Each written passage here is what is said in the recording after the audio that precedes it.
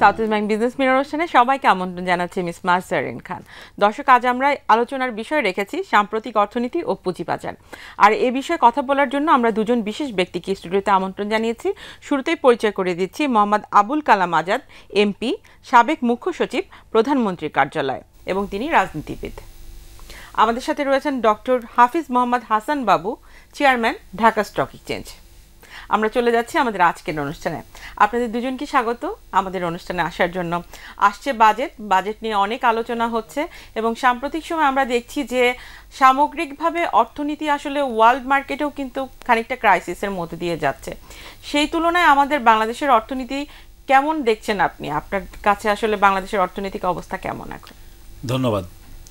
যেখানে করোনা পরবর্তী এবং রাশিয়া ইউক্রেন যুদ্ধ, একই সাথে আবার মধ্যপ্রাচ্যেরও সমস্যা, এই অবস্থার প্রেক্ষিতে ধরেন যে বাংলাদেশ যেভাবে এগোচ্ছে, গতি তো কিছুটা মন্থর হয়েছে না নিশ্চিত, কিন্তু আপনি আশেপাশের দেশগুলো, সারা পৃথিবীর দেশগুলোর দিকে যদি তাকান, এক কথায় যদি বলা যায়, তাহলে বাংলাদেশ কিন্তু অনবদ্য ভূমিকা পালন করছে।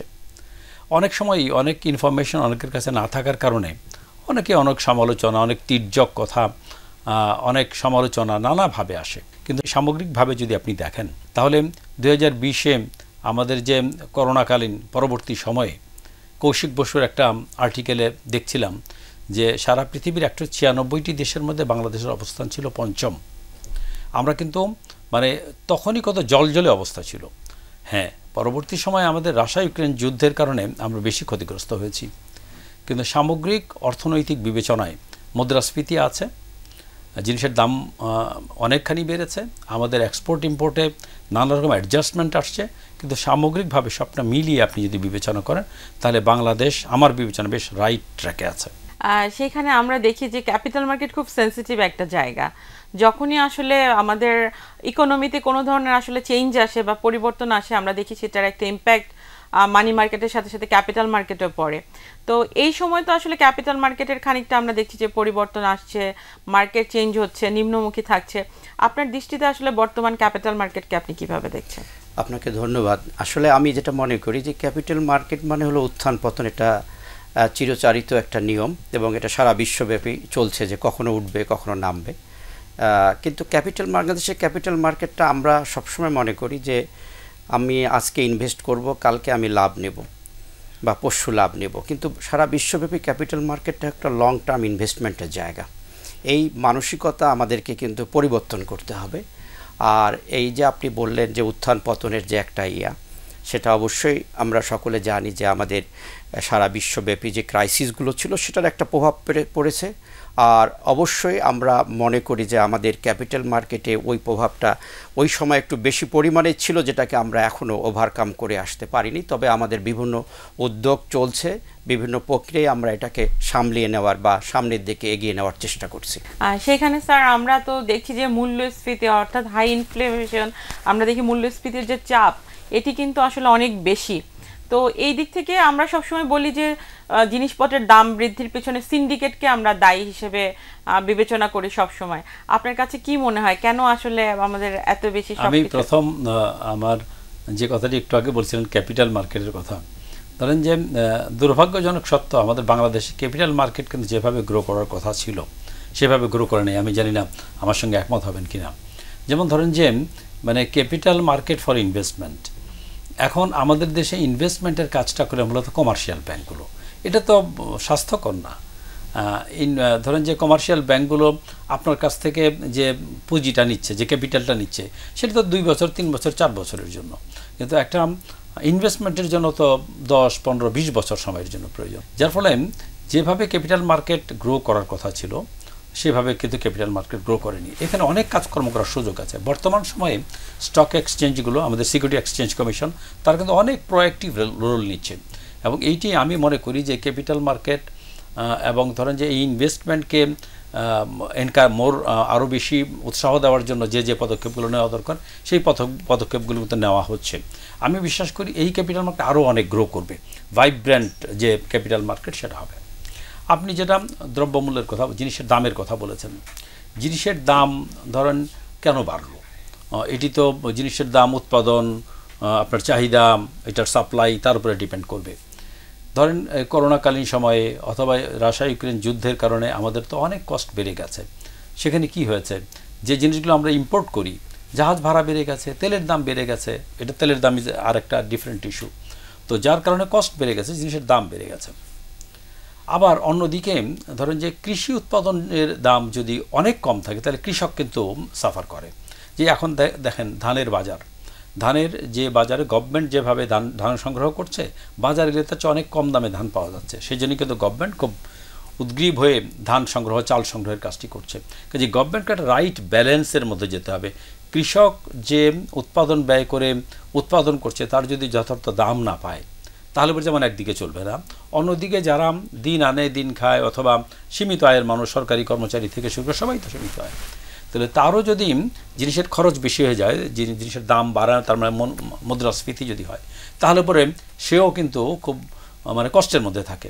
এই দুটোর মধ্যে রাইট ব্যালেন্সটা মেনটেন করাই কিন্তু এই মানি মার্কেট বলেন, আমাদের বাংলাদেশ ব্যাংক বলেন, অর্থ মন্ত্রণালয় তাদের দায়িত্ব। এবং আমি মনে করি এই বিবেচনায় জিনিসের দাম বাড়ার কারণে মানুষের খুব কষ্ট হচ্ছে, কিন্তু একটা রাইট ব্যালেন্স কিন্তু মেনটেন করা যাচ্ছে। কিন্তু সেই জায়গা থেকে তো আপনারা কমোডিটি এক্সচেঞ্জ করলেন এবং আপনারা ট্রাই করছেন যে কমোডিটি এক্সচেঞ্জকে এ ধরনের পণ্য দিয়ে আসলে প্রমোট করার জন্য, এটি কি আসলে কোনোভাবে আমাদেরকে সহযোগিতা করবে? হ্যাঁ, আমি পার্সোনালি মনে করি বিশ্বব্যাপী এই কমোডিটি এক্সচেঞ্জ কিন্তু একটা বিশাল ভূমিকা রাখছে, কিন্তু যেটা বাংলাদেশে হয়তো আমরা দেরিতে হলেও এই সিদ্ধান্তটি নিয়েছি। আমাদের চিটাগাং স্টক এক্সচেঞ্জ খুব সহসাই হয়তো তারা অলরেডি রেডি হয়ে গেছে, যার মাধ্যমে আমরা চেষ্টা করছি যে আমাদের বিভিন্ন পণ্যের যে এক্সচেঞ্জগুলো সেগুলো আমরা আসলে কমোডিটি এক্সচেঞ্জের মাধ্যমে সমাধান করলে একদিকে যেমন আমাদের যারা বিক্রেতা তারা যেমন একদিকে সহজভাবে সুন্দরভাবে স্বচ্ছতার সাথে করতে পারবে, আর যারা বিক্রয় করবে তারাও কিন্তু স্বচ্ছতার সাথে সুন্দরভাবে সহজ পন্থায় এগুলোকে এক্সচেঞ্জ করতে পারবে। তা আমি মনে করি এটা একটা ভাইব্রেন্ট একটা ক্যাপিটাল মার্কেটের অংশ হিসাবে সামনের আগামী দিনে আসছে বলে আমি দৃঢ়ভাবে বিশ্বাস করি। কিন্তু স্যার, এই দিক থেকে তো আপনি তো দেখছেন যে আমাদের আসলে ব্যাংকগুলোতে খানিকটা পরিবর্তন এসছে। একটি ব্যাংক সরকারি ব্যাংকের সাথে হয়তো অন্য ব্যাংকের একীভূতকরণের বিষয়গুলো নিয়ে আলোচনা হচ্ছে এবং অনেকগুলো ব্যাংক অলরেডি একীভূতকরণ হয়েও গেছে। এই তারল্য সংকট প্রকট থাকায় ক্যাপিটাল মার্কেটেরও বলা হচ্ছে যে ফান্ডের খানিকটা ক্রাইসিস আসছে। তো এখন আসলে আমরা এই যে পরিস্থিতি ব্যাংকিং খাতের, এখান থেকে কিভাবে উত্তরণ করতে পারবো? আমি আগে ওই জায়গাতে যাব, জিনিসের দাম, তারপরে ধরেন যে উৎপাদন পর্যায়ে একরকম আর ক্রেতা পর্যায়ে আরেক রকম। এতে মাঝখানে যারা আছেন এই মিডলম্যানদের অনেক ক্ষেত্রেই মধ্যস্বত্বভোগী অনেক মানে দেখা যাবে যে গ্রামে একটা লোক 1 কেজিতে 10 টাকা পাচ্ছে, ওটাই ঢাকা শহরে 60 টাকা কেজি বিক্রি হচ্ছে। তো এইটা কিন্তু ধরেন যে এটা স্বীকৃত সারা পৃথিবীতে, কিন্তু এত পার্থক্যটা কোনো ক্রমে গ্রহণযোগ্য না। বঙ্গবন্ধু, আপনি যদি আমাদের সংবিধানে যদি যান তাহলে ব্যক্তি অর্থনীতির পাশাপাশি কিন্তু বঙ্গবন্ধু কিন্তু বলেছিলেন কোঅপারেটিভের কথা। দুর্ভাগ্যজনকভাবে সত্য যে আমরা কোঅপারেটিভকে ওইভাবে প্রণোদনা দিতে পারিনি, কোঅপারেটিভগুলোর সামনে ওইভাবে গ্রো করেনি। আপনি এখন যখন উৎপাদন পর্যায়েও আপনি চিন্তা করেন এবং উৎপাদিত দ্রব্যটা এই গ্রাম থেকে শহর পর্যায়ে এসে মাঝখানে মিডলম্যানের দৌরাত্ম্য যাতে না থাকতে পারে, তার জন্য যদি কোঅপারেটিভ সিস্টেমটা আমরা ফার্দার ডেভেলপ করতে পারি। বর্তমান সরকার কিন্তু সীমিত আকারে হলেও চালু করেছে যে কোঅপারেটিভ সিস্টেমে চাষ করা যায় কিনা, এবং কোঅপারেটিভ সিস্টেমে চাষ করতে পারলে কিন্তু উৎপাদিত পণ্যটাই কোঅপারেটিভ সিস্টেম দিয়ে ভোক্তা পর্যায়ে নিয়ে আসা যাবে, যাতে করে আমি মনে করি যে দাম অনেকখানি কম থাকবে। আপনি তারল্যের সংকটের কথা বলেছেন, তারল্যের সংকট আছে, কিন্তু খুব যে হিউ অ্যান্ড ক্রাই তৈরি হওয়া, ইনভেস্টমেন্টের জন্য প্রাইভেট সেক্টর টাকা পাচ্ছে না, এরকম অবস্থান কিন্তু নাই। কোনো সময় আমি দেখেছি মিডিয়াতে, ফেসবুকে, যে কোনো ব্যাংকে গিয়ে নাকি টাকা পায় না। এগুলো কিন্তু যথার্থ সত্য নয়। আমরা গত সপ্তাহেও আমাদের অর্থ কমিটির স্ট্যান্ডিং কমিটির মিটিং করছিলাম, সেখানে বাংলাদেশ ব্যাংক, অর্থ মন্ত্রণালয় বলেছে যে এরকম কোনো তারল্যের সংকটটা নাই, যে একজন লোক ব্যাংকের টাকা চেক দিয়ে টাকা পাবে না। এটি কোনো না কোনো কারণে তার হয়তো ব্যাংকের অ্যাকাউন্টের প্রবলেম আছে। তাহলে পুঁজিবাজারে এই কথাটা বারবারই আসে, তারল্য সংকট প্রকট, যার কারণে ক্যাপিটাল মার্কেটে নতুন ফান্ড ইনজেক্ট করা যাচ্ছে না। আপনার মতামত কি? না, ক্যাপিটাল মার্কেটে আসলে মানে যেটা আমি আবারও বলবো যে ক্যাপিটাল মার্কেটটা আমরা যেভাবে চিন্তা করা উচিত, যে ক্যাপিটাল মার্কেটকে যদি আমাদের দেশের অর্থনৈতিক উন্নয়নের সাথে যদি সম্পৃক্ত করা না হয়, তাহলে আমি টাকা দিব, সেই টাকা দিয়ে আমি লাভ নিয়ে চলে যাব, ওই টাকা এখানে থাকবে, সেটা কন্টিনিউয়াস ওয়েতে এখানে কাজ করবে, লস হবে না, এইভাবে ভাবলে কিন্তু হবে না। যেটা বলা হচ্ছে এখন সারা বিশ্বব্যাপী, যে আজকে বাংলাদেশে যে বড় বড় প্রজেক্টগুলো হচ্ছে, আমরা যেটা বলছি বন্ড মার্কেট একটা ইম্পর্টেন্ট মার্কেট এখানে, যেখানে বন্ড ছেড়ে দিয়ে টাকা নিয়ে বড় বড় ইন্ডাস্ট্রি তৈরি করা যায়। অর্থাৎ ইন্ডাস্ট্রি যখন হচ্ছে তখন কিন্তু অর্থনীতির সাথে কিন্তু ক্যাপিটাল মার্কেট, এবং সেখান থেকে কিন্তু বড় ইনভেস্টমেন্ট এখানে চলে আসছে। আমরা আর্টিফিশিয়ালি টাকা নিয়ে এসে বারবার দিয়ে হয়তো সাময়িকভাবে ক্যাপিটাল মার্কেটকে একটা অবস্থানে রাখতে পারবো, কিন্তু ক্যাপিটাল মার্কেটকে যদি তার নিজের গতিতে অর্থনীতি তথা জিডিপির সাথে যদি আমরা সম্পৃক্ত করতে পারি, এটা অটোমেটিক কিন্তু চলে যাবে, তখন তারল্য সংকট আর সেই প্রেক্ষাপটে থাকবে না। সেই অবস্থানটা আমরা এখনও পর্যন্ত নিয়ে আসতে পারিনি। তবে একটা দীর্ঘ পরিক্রমায় আমাদের একটা প্ল্যানিং থাকতে হবে যে এখান থেকে কিভাবে আমরা দেশের অর্থনীতির সাথে সম্পৃক্ত করতে পারি। দেশের অর্থনীতি ইন্ডাস্ট্রি যেটা বলা হচ্ছে, আজকে ব্যাংক খাতে লোন নিয়ে সেই লোনগুলো কিন্তু আমরা মানি মার্কেট থেকেও দিতে পারি, কিন্তু বড় বড় প্রজেক্ট লোনগুলো।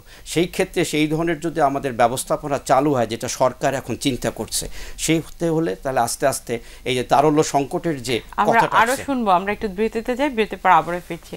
দর্শক, আমরা একটি বিরতি যাচ্ছি, বিরতির পর আবারও ফিরছি South East Bank Business Mirror অনুষ্ঠানে। South East Bank Business Mirror অনুষ্ঠানে আবারও আমন্ত্রণ সবাইকে। যেমন করে আসলে বলছিল যে অনেক কাজ করা হচ্ছে ক্যাপিটাল মার্কেটের জন্য, এবং বন্ড মার্কেটকেও প্রস্তুত করা হচ্ছে। আগামীতে নতুন নতুন হয়তো আরও অনেক প্রোডাক্ট আসবে। কিন্তু আমরা দেখছি যে সাম্প্রতিক সময়ে আমাদের যে ডলারের রেটও কিন্তু অনেক বেড়ে গেছে। কিন্তু যারা আমাদের প্রবাসীরা, তারা যখন আসলে অর্থটা পাঠাচ্ছে, বৈধ উপায়ে অর্থ না পাঠানোর কারণে আমরা কিন্তু সেটি ক্যালকুলেশনে আনতে পারছি না। আবার যখন তারা হুন্ডির মাধ্যমে পাঠাচ্ছে, তখন 5-7 টাকা তারা কিন্তু বেশি পাচ্ছে। অর্থাৎ ব্যাংকে যদি আমাদের রেট হয় 117 টাকা, 125 টাকা হচ্ছে গিয়ে তারা বাইরে থেকে নিতে পারছে। তো প্রবাসীদের জন্য কি আমরা আসলে আলাদাভাবে কিছু চিন্তা করতে পারি? এখানে যে কথাটা আসছিল সেটা হচ্ছে যে ওই যে তারল্য সংকট, ইনভেস্টমেন্টে টাকার প্রবলেম, এটি কিন্তু মানে দেখতে হবে ডিফারেন্ট ওয়েতে। যেমন ধরেন যে যখন আমাদের রেমিটেন্সের পরিমাণ যদি একটু কম থাকে, তখন কি হয়, ডলার মার্কেটে চাহিদা থাকে। বাংলাদেশ ব্যাংক কিন্তু রিজার্ভ যে ক্রমান্বয়ে কমেছে, কেন কমেছে তার বড় একটা কারণ হচ্ছে যে ওই ডলারটা গভর্নমেন্ট বাংলাদেশ ব্যাংক থেকে মার্কেটে দিয়েছে, দিলে কিছু টাকা তুলে নিয়েছে। অনেকে এই যে টাকাটা তুলে নিল, বাংলাদেশ ব্যাংকের কাছে অনেক টাকা, কিন্তু বাণিজ্যিক ব্যাংকগুলো অথবা যারা ইনভেস্টমেন্টের জন্য টাকা দিচ্ছে তাদের কাছে টাকা নাই। এটি কিন্তু যথার্থ না। এটা নানাভাবে কিন্তু বাংলাদেশ ব্যাংক এই টাকাগুলো ফেরত দিয়েছে। যে কথাটি আপনি বলছিলেন যে হুন্ডির কথা, ধরে যে এটা কিন্তু সর্বজন স্বীকৃত সারা পৃথিবীতেই।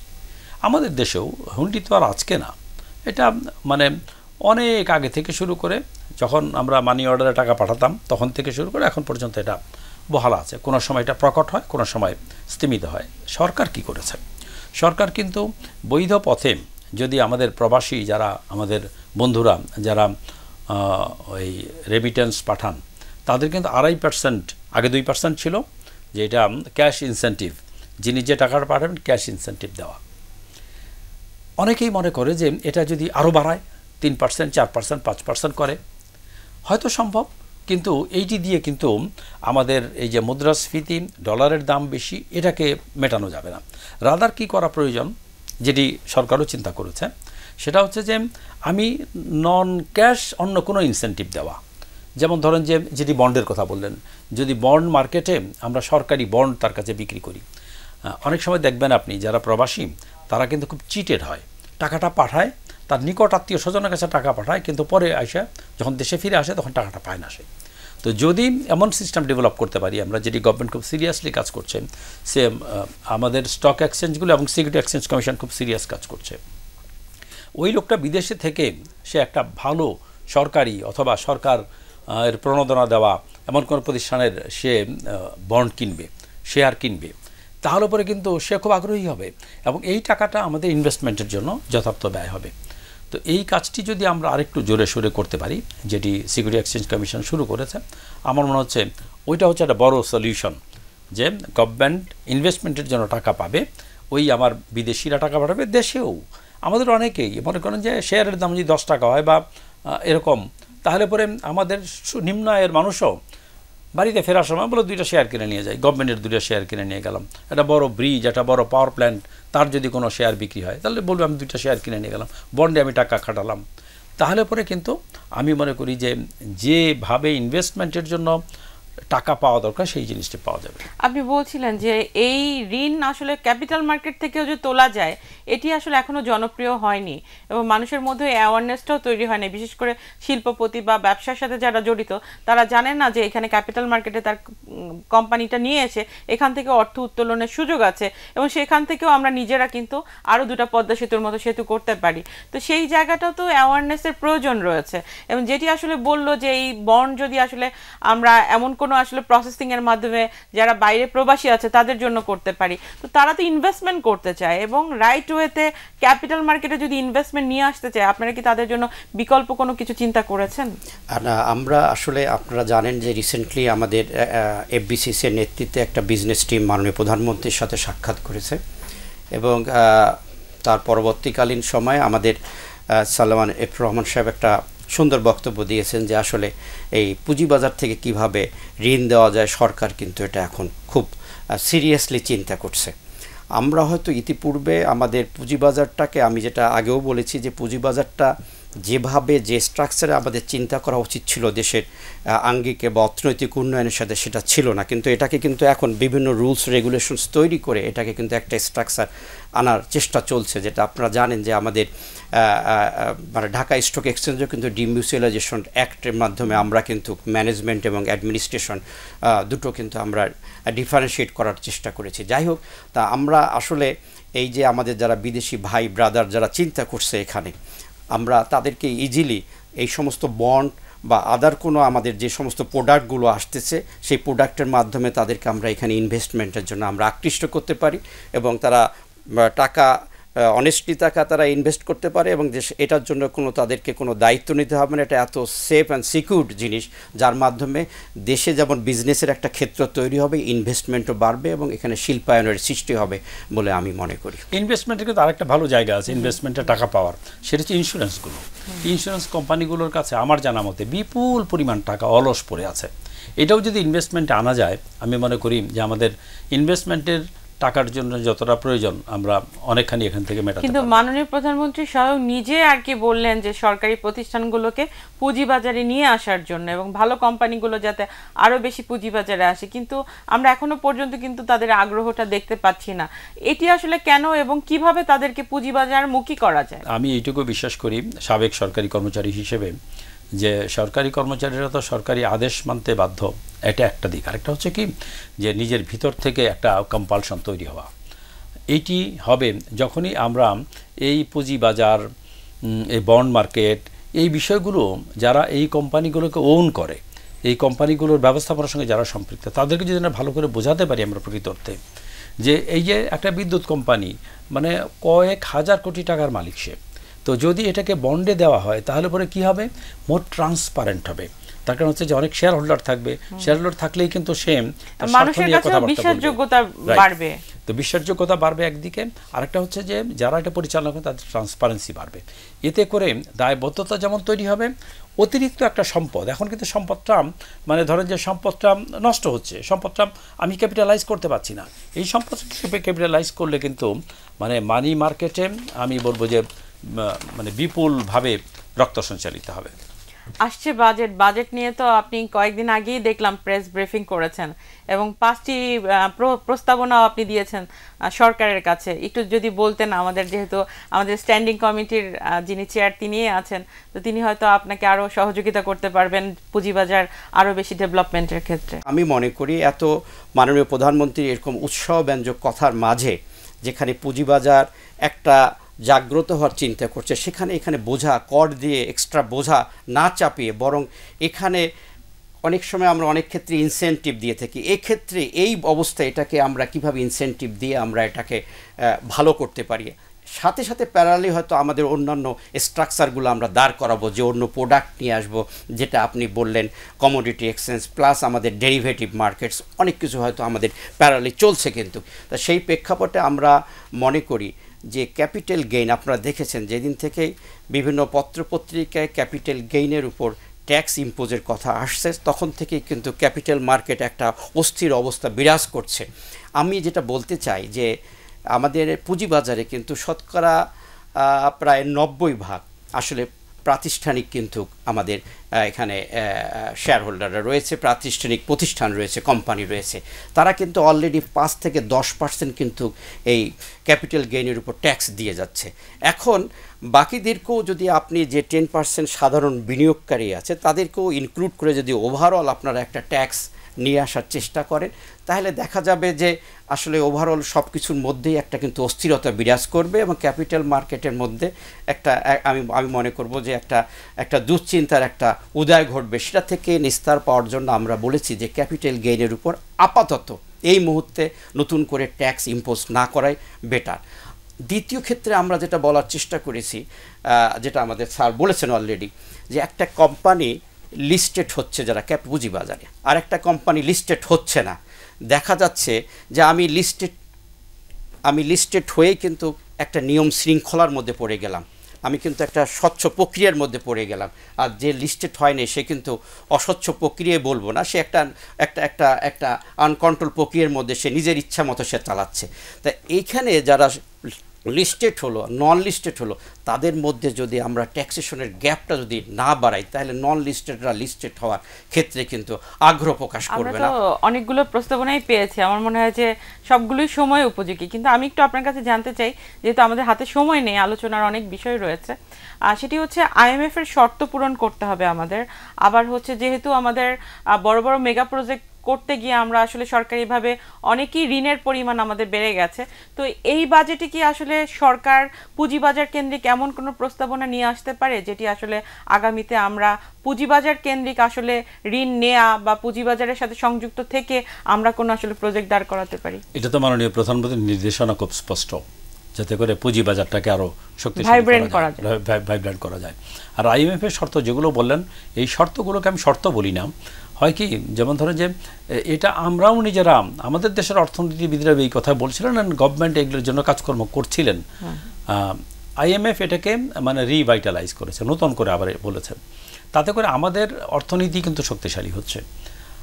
আর এই যে পুঁজিবাজার, এর পাশাপাশি আরেকটা জিনিস কিন্তু সরকার স্বচ্ছতা জবাবদিহিতাও বাড়ছে, আমাদের স্বচ্ছতা জবাবদিহিতা বাড়ছে। আর সরকার কিন্তু আরেকটা মানে কার্যকরী উদ্যোগ ভালো নিয়েছে, যে আপনার পেনশন স্কিম সকলের জন্য। সারা পৃথিবীতে কিন্তু পেনশন ফান্ড একটা বড় ক্যাপিটাল হিসেবে কাজ করে, এটা সরকার চেষ্টা করছে। আমি বিশ্বাস করি যে যদি এই সার্বজনীন পেনশন স্কিমটাকে মোর পপুলারাইজ করা যায়, ওখান থেকে কিন্তু বিপুল পরিমাণ ক্যাপিটাল আমরা ইনভেস্টমেন্টের জন্য। অনুষ্ঠান শেষ করব, বিনিয়োগকারীদের জন্য যদি কিছু বলেন। আমি বলবো আমাদের বর্তমান পুঁজিবাজার নিয়ে ভয় পাওয়ার কিছু নেই, কারণ বাংলাদেশ সরকার, মাননীয় প্রধানমন্ত্রী স্বয়ং নিজেই কিন্তু এটার ব্যাপারে উনি তদারকি করছেন, কারণ উনি নিজের বক্তব্যে বলেছেন যে সরকারি প্রতিষ্ঠানগুলোকে নিয়ে আসা হোক এবং পুঁজিবাজারের সার্বিক অবস্থার উন্নতির জন্য একটা স্পেশাল কমিটি গঠনের কথাও উনি কিন্তু নির্দেশনা দিয়েছেন। সুতরাং পুঁজিবাজারে আমরা যারা আছি, আমাদের ফিনান্সিয়াল লিটারেসি বাড়াতে হবে, আমরা বুঝে শুনে পুঁজিবাজারে বিনিয়োগ করব এবং আমরা পুঁজিবাজারের জন্য লং টার্ম ইনভেস্টমেন্টের জন্য যাই, এটাই হলো আমার পুঁজিবাজারের। আমরা অবশ্যই বাজারকে বুঝবো এবং নিজের শেয়ার নিজেই কিনবো, যাতে আমাদের সেই রিস্কের মধ্যে পড়ে যেতে না হয় এবং সব টাকা যাতে আমরা পুঁজিবাজারে বিনিয়োগ না করি। স্যার, আপনাদের দুজনকে অসংখ্য ধন্যবাদ আমাদের এই অনুষ্ঠানে আসার জন্য। ধন্যবাদ, থ্যাংক ইউ। দর্শক, এই ছিল south East Bank Business mirror অনুষ্ঠান। দেখা হবে আগামী সপ্তাহে। সেই পর্যন্ত সবাই ভালো থাকুন, সুস্থ থাকুন।